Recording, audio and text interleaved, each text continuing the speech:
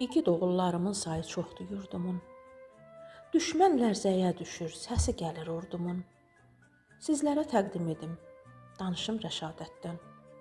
O qürurla ucaldı, adı var şəhadətdə. Doğulduğu yurt yuva, qədim Bərdə şəhəri. Yeni Daşkənd kəndinin bir işıqlı səhəri Rəşadətin ürəyi vətən eşqi ilə vurdu. Geyib əskər paltarın o tez ayağa durdu.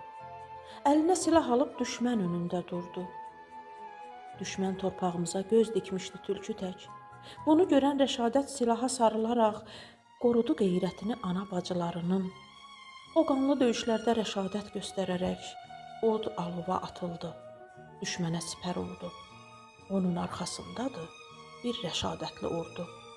Düşmənə öz yerini göstərdi igid oğlum. Rəşadət bu hünəri almışdı qardaşından. Böyük qardaşı Rəşid onun arxa dayağı. Yüksəkliklərdən gəlir onun da xoş sorağı. O doğma torpaqları gəzirdi qarış-qarış. Şair, elə bu yerdə gəl Rəşadətdən danış. Vətənin keşiyində gecə-gündüz dayandı. O qorxmadı heç zaman, odda alovda yandı. Qışın sərt şaxtasında əlində silahını buraxmadı bir anda. Cəsarətlə vuruşdu, cəsarətli mərd oğlum. Rəşadətli, hünərli mənim Rəşadət oğlum. 20 yaşında cavan, şir ürəkli igidim. Sənin şərəfinə mən dedim bir dastan yazım. 20 illik bir bahar ömrünü qışa verdi. Düşünmədi özünü, həyatın qurban verdi. Vətəninə, xalqına, elinə sadiq oğul. Gələcək nəsillərə sən əfsanə, sən nağıl. Bir nağıl qəhrəmanı, bir igid əskər oldun. Kəlbəcərdə, Laçında, Ağdamda, Ağdərədə sənin izlərin qalıb. Bu torpağın acısı, ağrısı, ah naləsi, üzüntüsü bu gün də sizləri xatırladır.